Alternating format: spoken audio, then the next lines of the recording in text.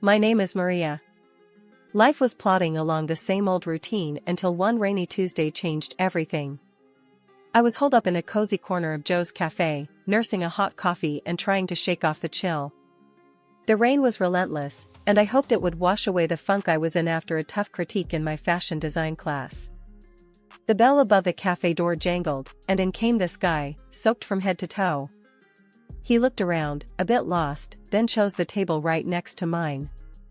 There was something about him that was hard to ignore, even though I usually kept to myself. He caught me staring, and instead of looking away, he grinned. "Rough day, huh? Mind if I sit here?" "Go ahead, it's free," I said, trying not to sound too interested. He pulled out a chair, sat down with a sigh, and extended his hand. "I'm James. And you are?" "Maria." I shook his hand, noting his firm grip. "So, Maria, always this quiet in here?" he asked, looking around the nearly empty cafe. "Usually. Keeps the nosy folks at bay," I replied, raising an eyebrow. He chuckled. "Well, you could do worse. But seriously, what brings you here on a day like this?" "Just hiding from the rain and some critiquing eyes. I'm a dressmaker, or at least I'm trying to be one. Had a tough day at fashion school." "A dressmaker, huh? That's awesome. I'm in sales. Totally different world. But hey, we've all got our battles, right?" "Right," I nodded. His easy demeanor was a welcome change from the usual stress I faced. We ordered another round of coffee, and the conversation flowed as easily as the rain outside. We talked about everything from our jobs to our dreams. James wanted to make it big in sales, always chasing the next big deal. "What about you, Maria? What's your big dream?" he asked, leaning in a bit. "To run my own atelier. I want to design clothes that don't just fit the body, but fit the soul too." "Sounds cheesy, huh?" "Not at all. You'll get there. And hey, if you ever need a brutally honest opinion on your designs, give me a shout. I'm known for my brutal honesty." As the rain tapered off, we realized we'd spent hours talking. "Guess it's time to face the real world again," James said reluctantly. "Yeah, guess so. Thanks for the company, James. It was surprisingly nice." "Same here, Maria. Here's my number. Text me about those designs, or if you just want to escape another critique session," he said, scribbling on a napkin. James and we didn't waste any time. We knew we had something special, and before a year had ticked by, we were planning a wedding. It was nothing fancy, just close friends and family in a little chapel downtown. After we got married, things started moving even faster. We found a small apartment, big enough for two, and soon enough, it needed to be big enough for three. Lily came along, and suddenly my dreams of running my own atelier didn't seem so distant. "James, can you believe we're doing this? A family, my atelier, it's all happening," I said to him one night as we sat surrounded by sketches and fabric samples. James was sprawled on the sofa, papers scattered around him, looking every bit the part of a tired sales manager. "It's a lot, Maria. But hey, we're making it happen, right? Just gotta keep pushing." Opening the atelier wasn't smooth sailing. Money was tight, and James's income was hit or miss, depending on the month. But I was determined. I started taking custom orders, sewing late into the night while James would try and pick up extra shifts. It was a grind, but a shared one. "Hey, babe, these electric bills are killing us. Maybe cut back on the late nights?" James would say, half joking, but knowing full well the lights were on for a reason. I'd shoot back, a bit sharper than intended. "Sure, and maybe you could stop buying those fancy suits?" James would raise an eyebrow, then grin. Ouch. Low blow. But fair enough. We both gotta make some sacrifices, huh? Exactly. If we tighten up now, think of where we could be in a few years, I'd respond, softening. I knew he was trying, but so was I, hard. As the atelier began to gain a bit of traction, my relationship with James saw more strain. We were both hustling, but our ideas of hustle looked pretty different. James loved his designer labels, a habit that didn't die with marriage or fatherhood. It was one of those constant nags at the back of my mind, gnawing away. You buying another watch? Really, James? I'd snap after seeing a new box on our dresser. It's not a big deal, Maria. It was on sale. He'd defend himself, his tone defensive. A sale? We need a new sewing machine. That's what we need on sale, I'd retort, frustration bubbling over. These spats became more frequent. They said money problems could break a marriage, and now I understood why. But every time I looked at Lily or walked into my atelier, I felt the fight in me burn brighter. I wasn't just building a business, I was building a future, our daughter's future. As the months rolled by, the atelier started to become what I had dreamed. Orders were coming in, clients were happy, and my little corner of the world was thriving. Life at the atelier was booming, but at home, things were starting to fray around the edges. Lily was growing up fast, already a teenager with her own ideas and attitudes about the world. She wasn't the little girl who used to play with fabric scraps on the floor of my studio anymore. Now, she seemed more interested in her phone and what her friends were doing. One evening, I overheard her talking on the phone. My mom? Yeah, she's just a dressmaker. It's kinda old-fashioned, you know? Not really cool. Hearing her say that stung more than I wanted to admit. The next day, I tried to talk to her about it. Lily, I heard you talking about my job last night. Does it really embarrass you that I'm a dressmaker? She shrugged, avoiding my eyes. It's just, all my friends' parents have normal jobs, and it's not cool, Mom. Normal jobs?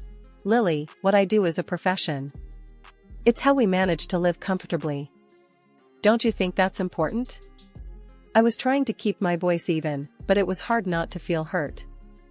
Whatever, Mom. It's just how I feel.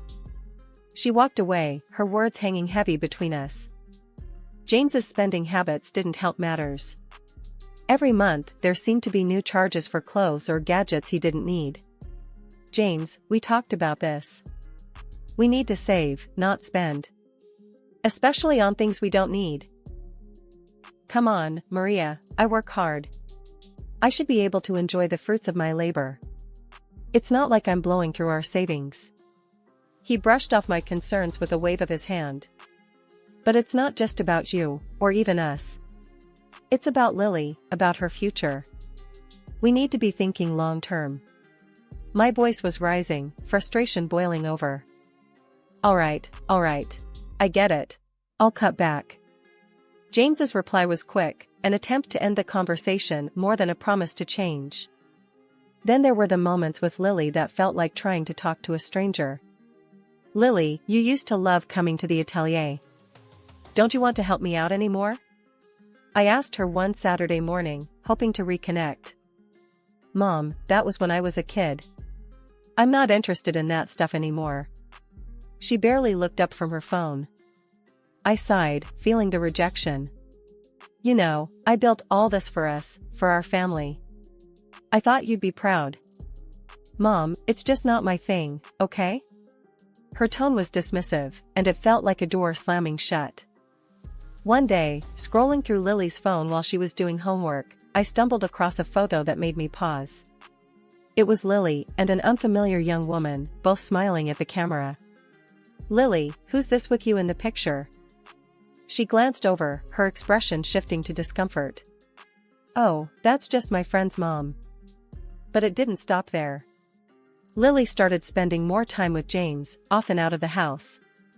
Meanwhile, I buried myself in work, barely seeing them. I noticed more photos popping up on social media, Lily, James, and the same woman at various events and beautiful places. It became a pattern, this mysterious woman always there, smiling alongside my family while I was left out, sewing away into the night. Coming home that night felt different. The house was too quiet, and a sinking feeling hit me as soon as I turned the key in the lock. I called out, expecting to hear James or Lily, but there was no response. My heart thudded painfully in my chest as I stepped further inside. The living room light was on. I rounded the corner and stopped dead in my tracks. There, on our sofa, sat James and a woman, the same woman from the pictures. James, what is this? What's going on? My voice came out sharper and louder than I intended. James didn't even have the decency to stand up. He just looked at me, cold and distant. Maria, this is Helen. She's moving in. We need you to move out. The words were so blunt, so brutally delivered, they nearly knocked the wind out of me. Move out? This is my home, James. You're asking me to leave my own house? Helen smirked, crossing her legs and looking around like she owned the place. Well, it seems like James made his choice, honey. Best to make this easy on everyone and just leave. Shut up. I snapped, my focus shifting angrily between her and James. I'm not talking to you. James, how could you do this to us? To your family? James stood up finally, his expression one of annoyance rather than remorse. It's done, Maria. I'm done. We're done. Helen is here now, and that's just how it's going to be. I felt dizzy, the room spinning as their words echoed in my head. And Lily? Does she know about this? Does our daughter know that her father is kicking us out for her? James shrugged, a cruel indifference settling over his features. Lily is fine with it. She likes Helen. She understands things you never did. She doesn't want to see you anymore. That hit harder than anything. My own daughter? Siding with this betrayal? I pulled out my phone, my hand shaking, and dialed Lily's number. Lily, is it true? You really don't want to see me anymore? There was a pause on the other end, then Lily's voice, cold and distant. Yeah, Mom, it's true. Helen's cool, you know? She gets fashion, she's fun. Not like you, always stuck with your sewing and clients. You're just old-fashioned. Tears welled up in my eyes as I listened to her words. All those nights I stayed up working, all the sacrifices, it was all for her, for our family. And this was how she saw me? I hung up, my heart shattered into pieces. Helen looked pleased, her confidence swelling as she demonstratively stroked James's back, her smile haughty. I couldn't stand to be in that house another minute. I silently packed up the necessary things, my movements robotic.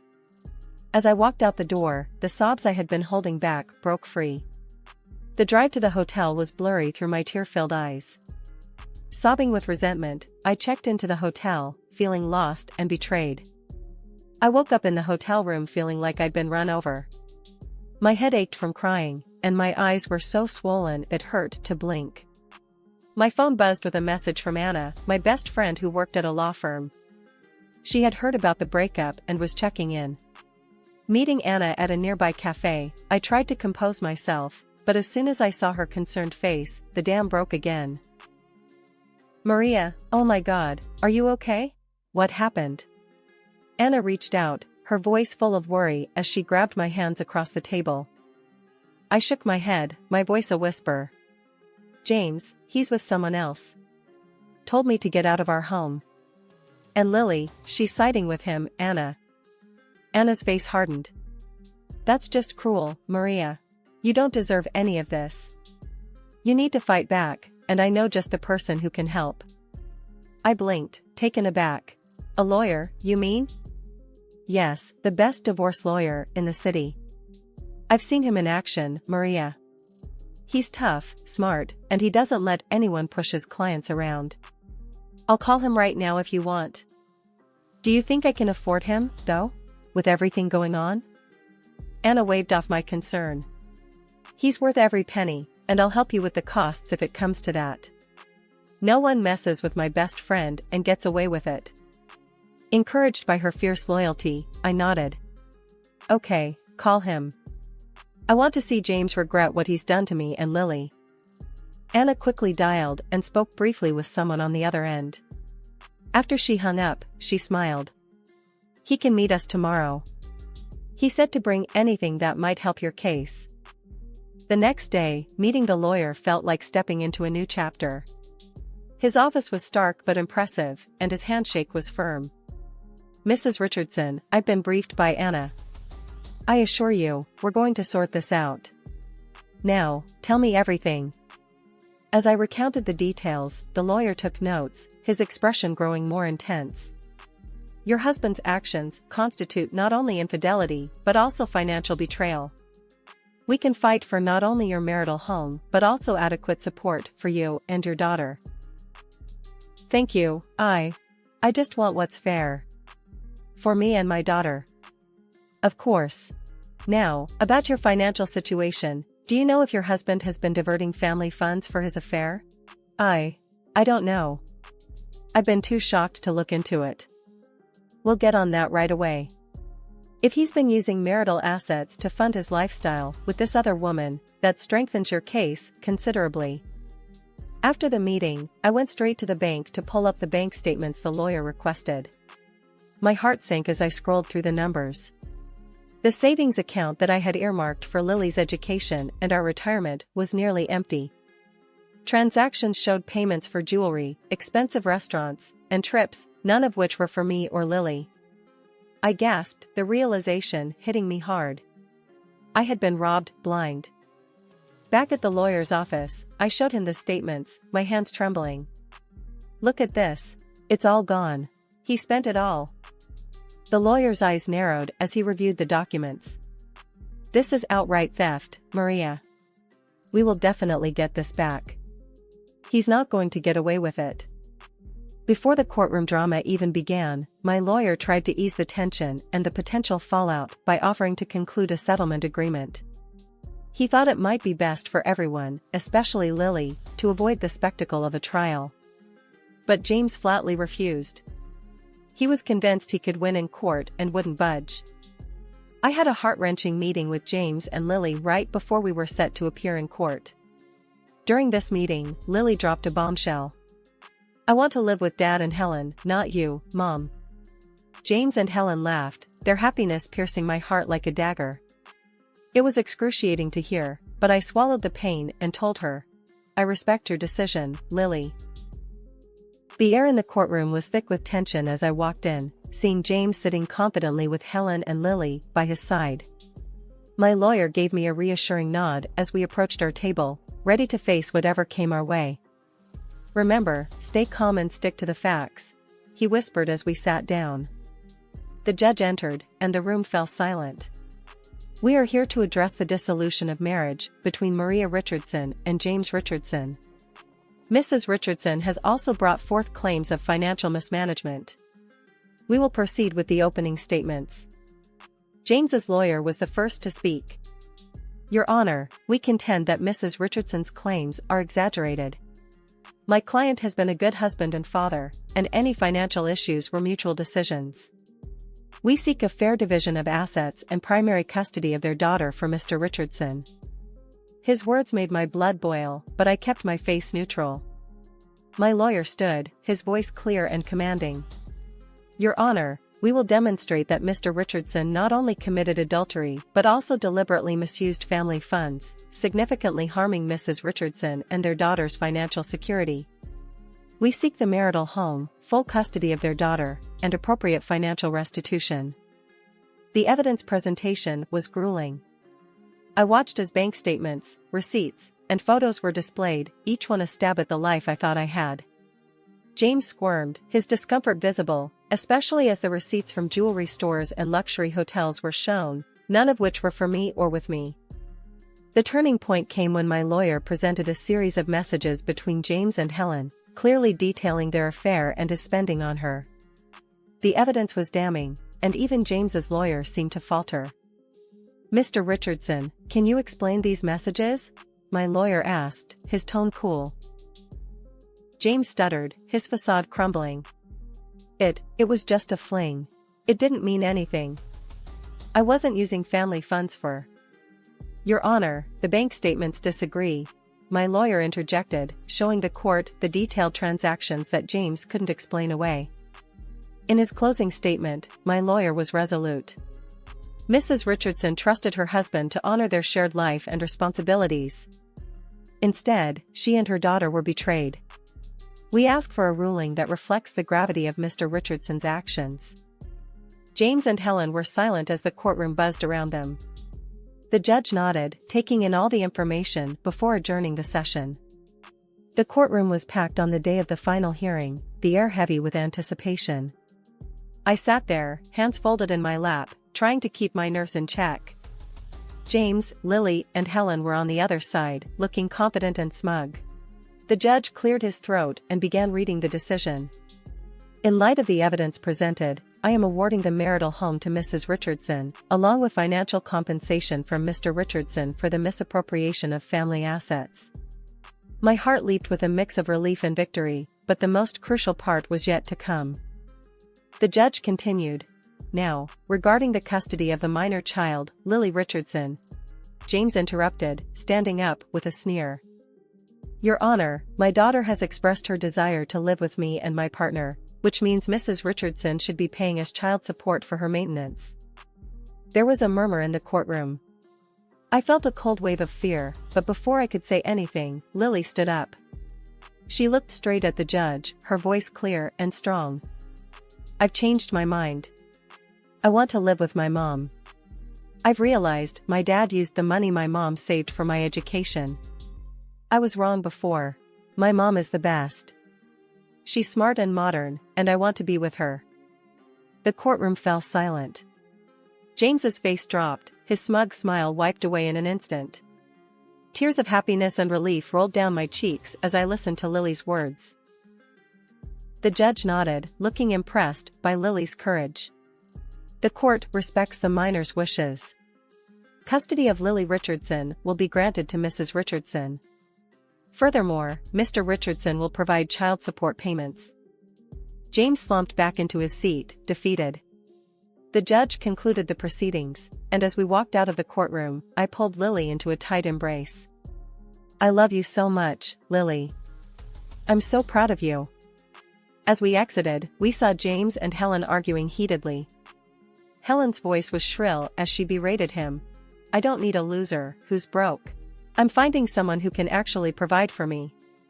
With that, she stormed off, leaving James standing there, utterly alone and broken. A few months after the dust had settled and our lives began to find a new rhythm, a bit of unexpected news found its way to me. Turns out, James was fired from his job not long after the court's decision.